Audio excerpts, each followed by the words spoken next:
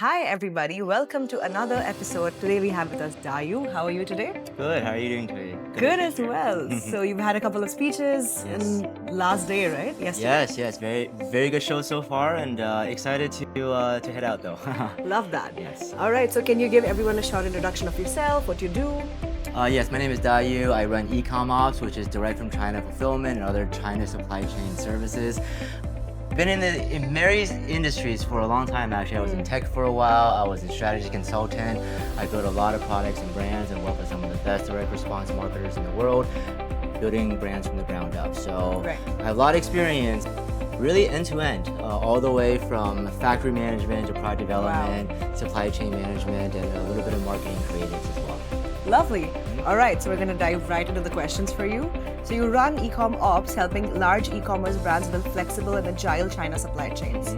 So what is the biggest misconceptions founders have about manufacturing or sourcing in China today? Yeah, so one of the things, and I'm going to talk right now about purely the direct response industry, Right. is sometimes I think that direct response operators, they focus a little bit too much on the marketing side of things and maybe Right. not enough on the supply chain side of things. And I really believe from all of my experience is that when you're thinking about an e-commerce business, e-commerce brand, the supply chain should be half your business, like literally, right? Yeah. And traditionally, maybe it was a little bit too much that way because it's also not ideal to have too much focus on the product and just can't market it. Yeah. But you want to find that right balance, and sometimes you're going to have really great marketers who can just sell product really well, and they can sell it, but the product itself is not that great. The Exactly. supply chain is not that great. Poor customer experience. They can make a lot of money in the front end, but you're not going to get that customer retention. You're not going to be able to build a long-term business. And this is where optimizing your supply chain, product development, sourcing, fulfillment, half your business. I consider it to be at least half your business. So as the COO of PASNIDA Beauty, you are building a purpose-driven skincare brand. So what is one behind-the-scenes operational insight that most beauty founders don't think about until it's too late? So again, I'm going to focus more on direct response beauty, skincare, which is a little bit different than traditional beauty. If you're Right. talking about like Estee Lauder, for example, right? Yeah. And I think a lot of you have great marketers who are really focused on pain points and benefits. Yeah. However, in beauty, it's not just about benefits. It's not just about Right. ingredients. It's not Right. just about, okay, you're selling collagen or, whatever it might be.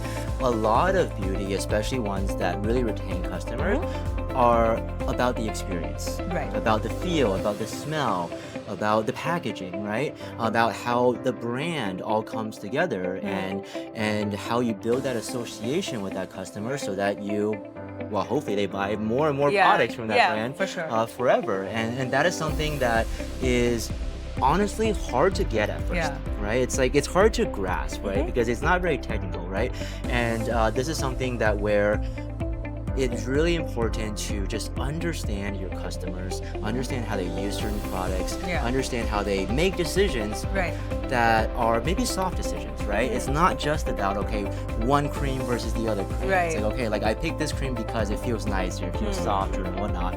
And it's nuanced. And this is where actually I commonly get questions about, okay, well, a lot of skincare seems like the same. They have the same ingredients and you might know That's it a as well, right? misconception. Okay, it seems like the same, but no, it's not exactly the same. Yeah. Right? It's like the same product, seemingly with the same ingredients, it feels differently, and it's just a different experience. And that's what actually creates that unique competitive edge so that you're not the same as like the other 100 other products that include a similar ingredient out there.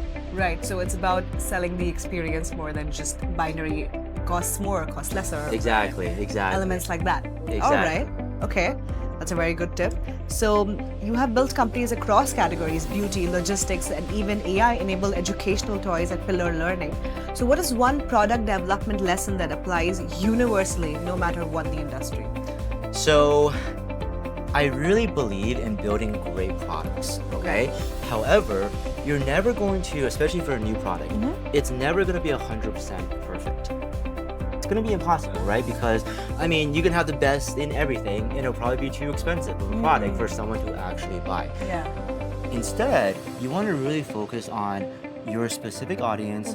What do they actually care about? Right. And you really want to focus on the elements that they actually care about and maybe de-emphasize some things that they don't care about as much. So, you know, one example is for electronic products, batteries, right?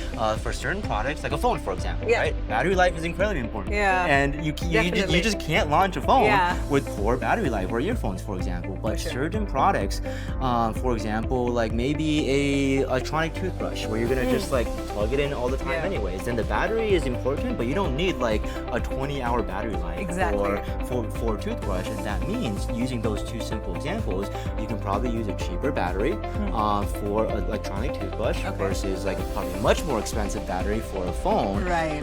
But for a phone, it's worth it because that's what customers care about, as opposed to, okay, if you have like a very expensive battery for a toothbrush, it'll be way more expensive, but maybe customers don't even care about that. I mean, I don't care about that as much. Pay for that either. I care about something else, right? And part of like building a great product is not about making everything the best, everything perfect. It's about understanding your customer, what they care about, and making what they care about perfect or better than perfect, and really de-emphasize or make certain areas cheaper where customers don't care about, because the other thing is value, right? Because you also want customers to feel that this is good value. And one thing to increase the value is to reduce your pricing, reduce your cost on things that customers don't care about.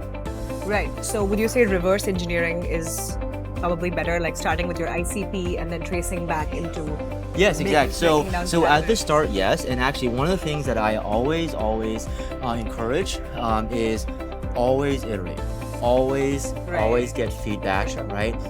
Because the moment that you get a product out, you're going to get customer feedback, whether you like it or not. Right? Hopefully positive, but probably negative as well, or improvement areas. And that's actually more important than positive feedback, because then you're going to know, okay, this is the customer that I'm attracting. They actually care about this more than others. And let's just focus on improving that specifically for the next generation, for the next improvement. And you know, one of the things actually these days, going back to the idea of like more agile supply chain, where development cycles in factories can be very, very fast. So you're not required to wait 1 year, 2 years for the next generation, like iPhones, for example, right? For a lot of consumer products in this space, you can get new rounds in a month, 2 months. Now, you probably don't want to launch 10 versions in a year. However, you can actually act on feedback way quicker.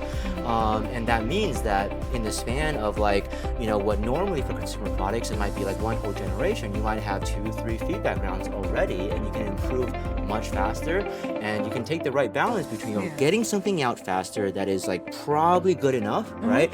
And then how do you get to that last perfect step, but cost effectively, and also like really adapting quickly to customer feedback and demand as well. And that's also going to usually increase retention in your brand as well, because customers, I mean, well, we're all customers too. We like it when customers, we like it when companies listen to us. We like it when, oh, this product is better because of the feedback that I'm providing from them. That's true. And in a way, it's like sometimes turning a negative into a positive, and actually get that loyal customer who feels like, okay, this is a company that I do want to purchase from because they are improving on their feedback and actually making the product better for me. Right, building that trust. Exactly. Definitely. Okay, all right. So many founders struggle with fulfillment, quality control, and product iteration. What is one operational mistake that prevents brands from scaling smoothly, and how do you advise fixing it? So one common mistake is thinking that there is one choice in fulfillment that you have to pick. So for EcommOps, we specialize a lot in direct from China fulfillment around the world, but we also work on a lot of local fulfillment, like US fulfillment as well. And for a lot of times, like brands, like they can mistakenly think that, okay, you either ship from China or you just all ship from the US. Oh, God. And that can be problematic because like if you're gonna be like, let's say you're producing in China and you move all your fulfillment to the US, then you're gonna have to worry about freight times. You're gonna have to hold probably 5 times more inventory, and you're not out of stock. Like what happens, right? Like then you have to wait like potentially months and months to get it to your US location. So nowadays, what we see a lot of our biggest clients and a lot of the biggest brands do is you have multiple fulfillment centers across the world. You might have Australia, EU, US, but you always also have a China fulfillment center as well to do things like launching new products a lot faster, to decrease the level of inventory you have to hold across all locations. It does get more complicated because like everyone thinks, oh, I just want to manage one warehouse. I don't want to manage 2 or 3 or 4 warehouses. But you know, as you scale up, I mean, that's business. You know, business is not supposed to be easy, and it's going to be way more optimal if you think about fulfillment not as a binary choice or just like a one or the other, but thinking about how do you build a global fulfillment network with multiple locations, especially as you scale up to 8-9 figures. For sure. Okay. All right. Moving on to the next question. This is very interesting. So you were featured on Shark Tank, and not many founders understand how the reality is behind the scenes. So what is one lesson from that experience that shaped how you build companies today in relation to operations, pressure, whatever your experience was as a whole? Yeah, so due diligence in general, whether Shark Tank or investment due diligence, the easiest way to go through due diligence is just build a good business. I mean, it's kind of like a cop-out answer, right? But if you build a good business, you have good financials, and also you pitch it in the way where it's honest and frank. You don't oversell your numbers. I mean, typically speaking, like any single time a due diligence like process falls out is more because of mismatched expectation between the investor, potential investor, and the seller as well. And it can be, you know, obviously a seller or like someone who's trying to get investment, you're motivated to paint a bright picture. For sure, Maybe too bright picture, right? Now, there's a big difference between having ambition and having a great long-term plan and a great long-term 5-year vision, right? That's very different than potentially like, you know, fudging your I don't think fudging your numbers, but kind of misrepresenting a little bit. So be very honest about your core business. And honestly, if your core business where it stands today is not attractive enough for investment, that you have to actually say something that's going to question during due diligence, then maybe that's not the right time for you to get that kind of investment in the first place. Because trust me, I mean, the more that could be a mismatch, I mean, investors are smart and they have a lot of resources. So like, they're gonna figure it out. So you're gonna waste more time and potentially more money if you go down a path. And especially like larger investments, due diligence can be very, very complex and a huge sum of money and resources that is probably gonna be a way worse distraction and a waste of your time versus, okay, just building a business better. We're looking for some other kind of investments. Right. Okay. All right. Moving on to the last question. So looking ahead, what trends do you foresee in the global e-commerce supply chains, especially with AI, automation, and faster product cycles changing how brands operate? So AI automation in supply chain is very interesting because there's a lot of things where AI and automation has really, like even now, revolutionized how things work. So things like robotics manufacturing, things like logistics routing, like for example, the global couriers, they do a lot of like, you know, like super nuanced routing and like optimization, right? However, there's also this like misconception that AI is going to somehow replace everything. And it's not just in supply chain, but it's kind of maybe a misconception around the world as well, right? In the supply chain, there's always going to be a physical nature. So I run fulfillment.